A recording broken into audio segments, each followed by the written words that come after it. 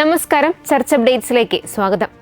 Kerala Catholic charismatic നവീകരണ ശുശ്രൂഷകളുടെ സുവർണ ജൂബിലിയോടനുബന്ധിച്ച് Changanassery zone സംഘടിപ്പിക്കുന്ന കൃപാഭിഷേകം 2026 ബൈബിൾ കൺവെൻഷന്റെ ഒരുക്കങ്ങൾ പൂർത്തിയായി വരുന്നു.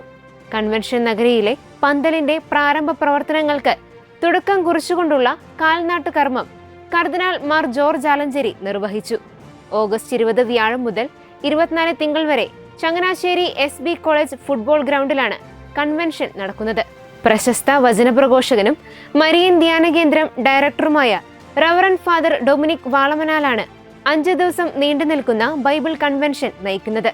ഉച്ചകഴിഞ്ഞ് 3:30 മുതൽ രാത്രി 9 മണി വരെയാണ് ദിവസേനയുള്ള ശുശ്രൂഷകൾ ക്രമീകരിച്ചിരിക്കുന്നത്. ഓഗസ്റ്റ് 20 വ്യാഴാഴ്ച വൈകുന്നേരം ചങ്ങനാശ്ശേരി അതിരൂപത arch bishop emeritus Mar Joseph Perumthottam convention ഉദ്ഘാടനം ചെയ്യും. കൺവെൻഷന്റെ 2ാം ദിവസം മുതൽ കുമ്പസാരത്തിനും സ്പിരിച്വൽ ഷെയറിംഗിനും സൗകര്യമുണ്ടായിരിക്കും.